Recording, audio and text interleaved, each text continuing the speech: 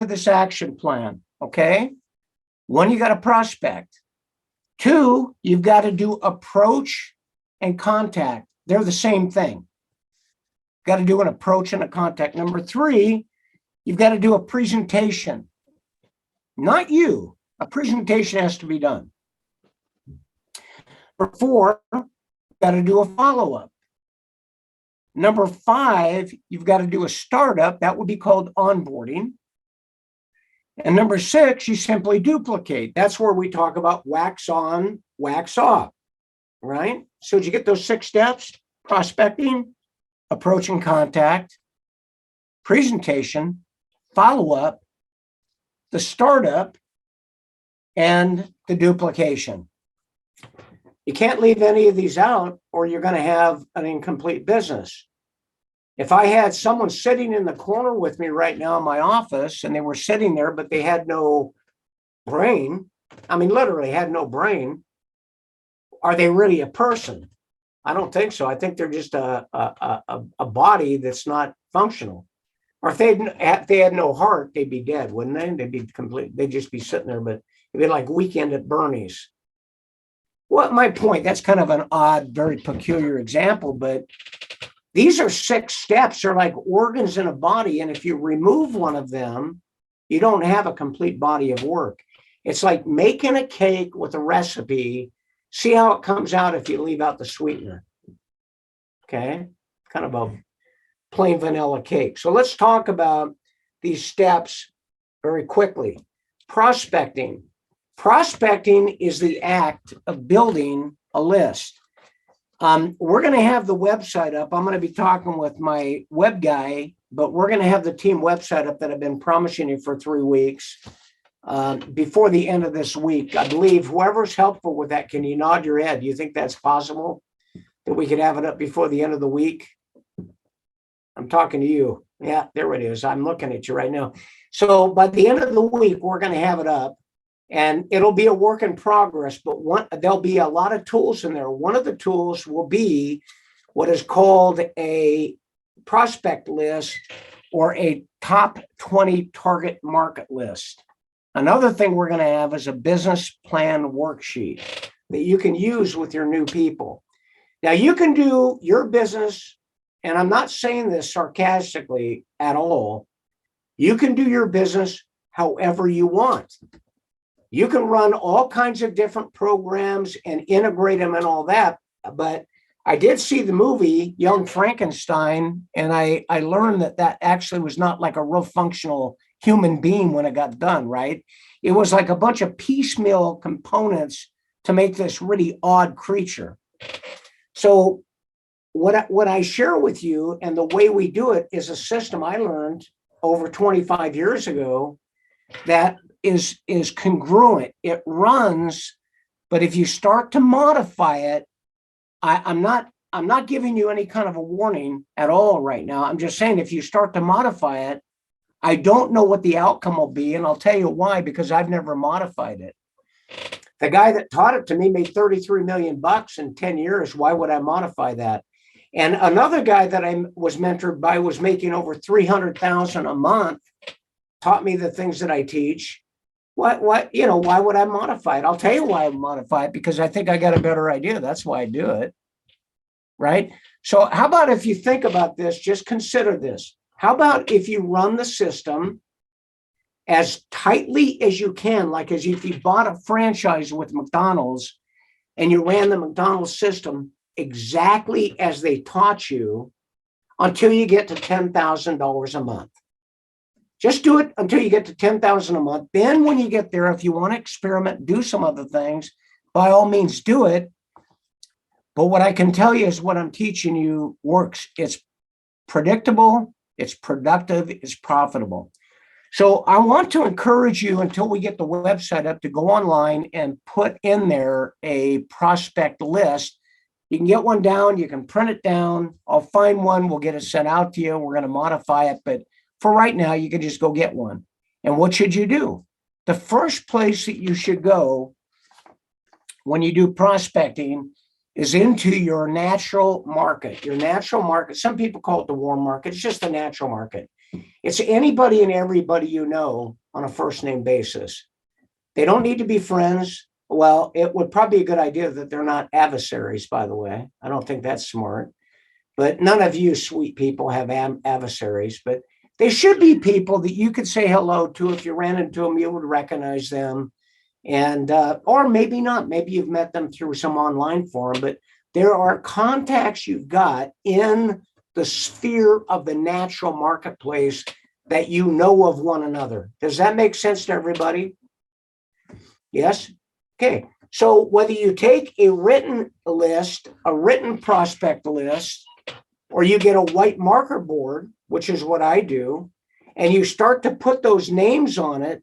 And then what I would do is I would keep a spiral bound notebook or a yellow legal pad or something like that with you all the time, because names will pop into your mind. When you start gathering these names, they will start to pop into your mind. And if you don't write them down, I don't know if it's just maybe because I'm older now, but I have things here. Here's my spiral bound notebook, by the way. You might like the cover of it. It's my superhero. That's what I did when I was younger, by the way. That was me in my uniform when I was a young guy. Anyway, you can put your names in there. If you think of a name that pops in, God probably gave it to you for a purpose. If you don't write it down, it could pop right back out and you won't even remember it. Has anybody had that happen? Right? So we all will have it happen. So get the list. How big should that list be? My suggestion is that you get that list to over 100 names. And I'll bet you every one of you have over 100 names in your phone, but take them out of your phone, put them on a separate pad, and then you're going to prioritize those names. And you're never going to take names off until you approach them. You're never going to prejudge them. You're never going to decide whether they might want to do it. It's not for you to do that. Let me tell you something. It's an interesting thing. Some people will not approach the ones of the highest potential because in fact, they even call those people the chicken list. It's like it causes the pucker factor to go up, right? So, oh my, what would they do? What if they say no? Well, who cares if they say no? Every no is the same. But let me tell you something, not every yes is the same. When I bring someone in like Derek Anderson to the team, and I didn't bring Derek into the company, I brought someone in who never got active. Wonderful friend of mine, never got active because of so many of life's circumstances. She brought someone in who is, sporadic at best, who introduced me to Derek. And I got this connection with Derek, and a guy that can be a colonel in the armed forces with the disciplines he has. I know what the potential is. He's $100,000 a month earner. He just hasn't gotten the money in his bank yet, but that's going to happen. Right, Derek? So here you've got that thing. Here's a guy that comes in 3 levels deep, actually 4 levels deep. And all 3 of the people above him are quasi, they're in some sort of a state of animation that I don't understand. Maybe even like a semi-coma. I'm not really sure. Hold on a second. I got to turn this buzzer off on my phone. So don't worry about if it's the first person you bring in, the second person you bring in, the third person you bring in, the fourth. What's going to happen as you're going down the leg, and we'll talk about this all through the week this week, about how to go wide and how to drive depth. You're looking for someone, when you're talking to them, you can feel the energy. And let me give you some tips of what to look for. Can I do that? When you approach someone, you want to look for someone who's positive. If you're talking to people and they are Debbie Downer at the party, they're not going to probably attract people to them. In fact, honestly, they're probably going to turn people off. So that's probably not your prospect you want to work with. You want someone who's optimistic, positive, speaks positively. They don't need to be, they don't want to be Debbie Downer, but they don't need to be like Elizabeth Elation. Hi, how are you? So nice to see you. I'm not talking about that. I'm talking about that they've got a positive demeanor about them and a positive outlook on where things are going. But when you get on the phone with them, if every time you talk to them, they're telling you all the reasons why something can't happen, that's not a good person to surround yourself with or have in the inner part of your life. You got to be with people that are upbeat, positive, looking forward, and people that are of good character, that keep their word, that work hard. Everybody makes mistakes. So if they drop the ball, be gracious with them. But if they constantly drop the ball, they probably fall into the category of someone who constantly drops the ball. My dad would call that a flake. I would never say that. So what you got to do is you got to have people that stay steady and Freddy. Are you with me so far? Okay. So you make the list. You got that list of 20, 30, 40, 50, 100 people. Then look at the list and think about this. Ongoing, you're always adding names. Every day you're running into people. You're not looking for people that want a gas tablet. You're not looking for people that want to make money. You're just looking for people. So if you're at the store and you run into someone, you say, hi, how are you? They say, I'm fine. And you say, you live here in town? Yeah, I do. What do you do? I'm an insurance agent. Have you got a card? They got those cards for a reason. They want to give it out, right? Get a card. Add them to your list. You don't need to, when you meet people, you don't need to jump on them like a predator. I remember when I watched Jurassic Park, right? Did you see the first Jurassic Park? You remember when they were going through the jungle and those raptors, what were they called? Raptors? They were like on the sides of them out in the jungle, and then they come out of the trees, bam, and ravage them. Let me tell you, that's how a lot of MLM people are to their friends, family, and acquaintances. They get around them. They're within like 5 feet of them, and they're like a vampire coming to suck blood. Chill out, relax, meet people, add them to your list. When you add them to the list, now you've got another resource. You can make a note on the card, and then when you put them on the list, make a note. Met at the grocery store. Maybe they'll tell you they had a new baby, they had a daughter that got married, whatever. Put it on there so when you call them, you can refer to that. That's called farming. That in our business is called farming. You're farming leads. I live in a town of like 12 people up here in Idaho, so I farmed them out in the first day. So if I want to do that kind of farming, I got to go 2 hours to do it. Some of you live in cities with tens of thousands and hundreds of thousands of people, and you're saying, well, I just don't know anybody. Are you kidding me? Get in your car, go somewhere. There's people everywhere, and put a smile on your face and say hello. And then meet people and say, well, that sounds interesting. You got an automotive repair shop. Have you got a card? If they don't have a card, say, can I write your information down? Everybody needs a good auto technician. You're a dentist. Hey, have you got a card? I might know someone that needs a little help. I'm your accountant. Have you got a card? How many of you think you could meet 3 to 5 people a day on the average? Maybe one day you meet 7, another day you meet 1, but how many could meet 3 to 5 people a day? I'm not good with math, but if you only met 3 people a day, that's 90 people approximately in a month. In 3 months, that's 270 people. That's just by going out and saying hello. And I think you could probably meet 8 or 10 people a day and triple that number. So you got to have a robust list. I'm not going to ask anybody to show me your list right now, but I could tell you that I've got a huge list written down, people that I'm going to call today, tomorrow, the next day, whatever. I get a lot more no's than probably anybody does. That's why I get so many yeses, because I am willing to go out and approach people. Now, once you've done that, you've got that list, what's the next step? The next step, I'm going to tell you, I'm watching the time. We're going to cut it off here in about 7 minutes, and then we're going to open up any questions that you have. So the next thing you do is you now contact. This is where the rubber meets the road.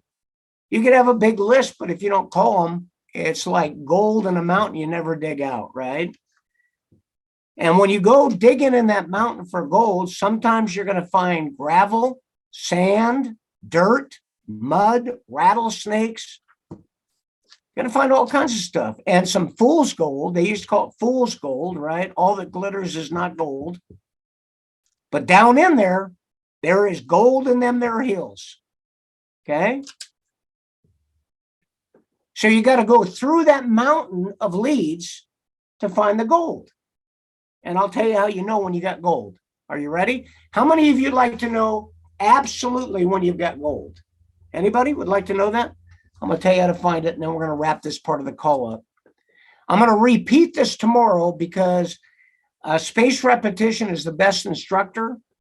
And I, as I often do, not being a very good administrator, I did not click the record button on, so I'm going to repeat it. But the other reason is that we ought to have about 40 or 50 people on here. Any of you that have teammates, you ought to get on the phone and tell them to get on tomorrow, because I'm going to do this tomorrow and I'm going to start a series. It's going to be a 6-day series that'll carry into next week on how to build your business with absolute assuredness. Here's the next thing. When you're contacting people and, contacting people, don't make it something that it's not. Don't make it something that it's not. What is the purpose of contacting someone? Well, let me tell you what it's not. Would that be okay? It's not to present to them. It's not to explain the company. It's not to explain the gas pill. It's not to explain what happened in 1992. It's not to talk about wood ticks, lunatics, and politics. It is to contact someone and see if they are open to looking at something that can help save them money on fuel and perhaps make some money by helping other people save money on fuel. That's the only reason you're calling them. Did you know that right now, statistically, there are more people out there looking for a side hustle to make money than ever before? Did you all know that? The economy the inflation is going up, cost of goods are going up. Right now, statistically, there are more people out looking to create additional revenue. And if they can save money on groceries or gas, that is perceived by most consumers as making money. If you save $20 at the pump, that's like making $20 tax-free. Does that make sense to all of you? So the reason is that statistically, if you call 10 people and say, listen, have you got a moment? You're calling a friend, a family acquaintance. Hey, have you got a moment? I only need just a couple of minutes. Yeah, I do. Listen, I was just running an informal survey and I was just curious, over in your neck of the woods, do you think people are getting frustrated with fuel prices?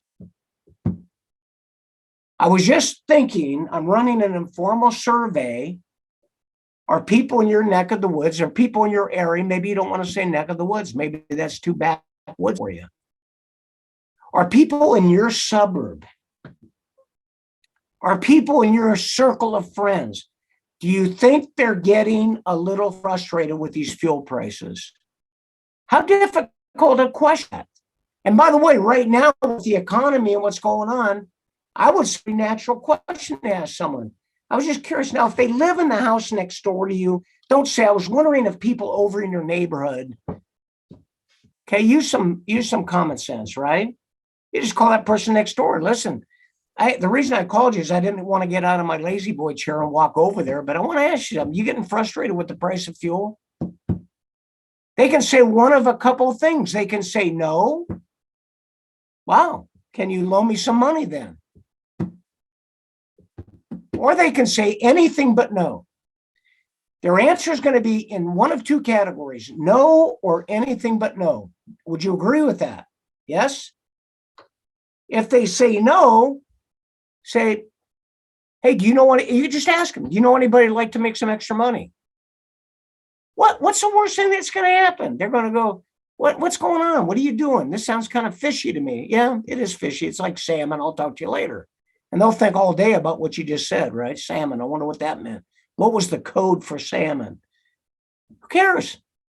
Remember this. All no's are the same. That's just a no. Net, no loss, no gain. But all yeses are not the same. So the sharper they are when you call them, the more likely you've got a winner if they get in. So if you're calling people living under a bridge with a shopping cart and all their worldly possessions are in there, they get in, you're probably not going to have a great result. Okay? Follow me? Now let's wrap this up. You call them on the phone, you ask them, how you feeling about these fuel prices? You getting frustrated with them? Listen, I've got something going on with a friend of mine that's got a great product, 30 years in the testing, that helps people save a ton of money. They've got a little 4-minute video. Would you like to watch it? I had a guy yesterday that I explained this to, and he said, yeah, but the website's got 2 videos. And he spent 15 minutes instructing me on the integrity that I must tell them that there's 2 videos, one's 4 minutes and one is 7 minutes, and that I have a requirement to do that. And I asked him, I said, have you ever built a network marketing company? Oh, no. I've been in 5 of them, but I said, what's the biggest team you had? Well, like 12 people. Hey, listen, the blind lead the blind, everybody falls in the ditch. You don't have any requirement to tell them anything, except be honest, but don't be dishonest. But the fact you don't tell them there's 2 videos is not a problem. Tell them, would you be willing to watch a 4-minute video? There's a 4-minute video on the website, the landing page. Now, I'm going to put a free version of that landing page together. It will not collect data, but you can use it. I recommend you get your own landing page that collects data. Otherwise, you don't have any idea if anybody went there. But I'm putting one up this week for anybody to use that want to save $20 a month or $22 a month, whatever that page costs to have. But I don't recommend it.